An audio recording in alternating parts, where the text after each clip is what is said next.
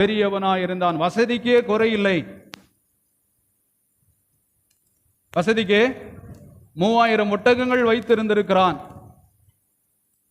3000 ஒட்டகங்களை மேய்ப்பதற்கு எத்தனை வேலைக்காரர்கள் இருந்திருப்பார்கள்? 500 ஏறு மாடுகளும் 500 கழுதைகளும் ஆகிய ஜீவராசிகளை வைத்து கொண்டு இருந்திருக்கிறான்.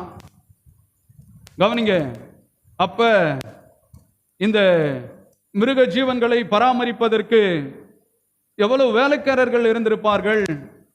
அவங்க வீட்டில் எவ்வளவு வேலை செய்வதற்கு தாதிகள் இருந்திருப்பார்கள் என்பதை வேதம் திட்டவட்டமாய் சொல்லுகிறது.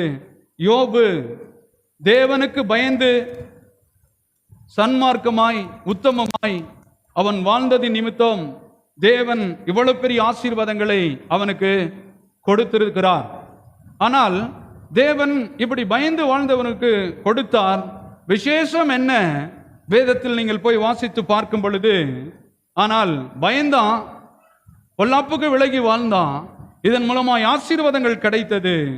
ஆனால் அவனுக்குள்ளே தேவன் நல்லவர் என்கிற ஒரு வெளிப்பாடு அவனுக்குள்ளே இல்லாமல் இருந்தது. கீழே போய் வாசித்து பாருங்கள். என் பிள்ளைகள் வீட்டினுடைய கூரைகள் இடிந்து மேலே விழுந்து 10 பிள்ளைகளும் மரித்து விடுவார்களோ என்கிற எண்ணம் ராத்திரியும் பகலும் அவன் மனதிலே ஓடிக்கொண்டிருந்தது. இவ்வளவு பெரிய ஆசீர்வாதங்கள் எல்லாம் ஒரு நாள் அழிந்து விடுமோ என்று சொல்லி அதையே சிந்தித்துக் கொண்டிருந்தான். அவன் தேவனை சிந்திப்பதை மறந்து விட்டான். விளைவு என்ன? ஆண்டவர் சொல்றாரு, ஒரு மனிதனுடைய எண்ணங்கள் எப்படி அவன் சிந்தித்தது. ஒரு நாள் 10 பிள்ளைகளும் அவுட்டு,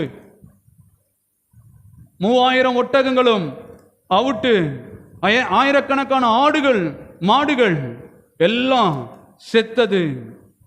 இதெல்லாம் எங்க இருந்து நடக்கிறது தெரியுமா? நம் மனதிலே தேவனை குறித்து எப்பேற்பட்ட படம் உள்ளவர்களாய் இருக்கிறோம். அதான் சங்கீதக்காரன் தாவீது சொன்னான், கர்த்தர் நல்லவர் என்பதை ருசித்து பாருங்கள்.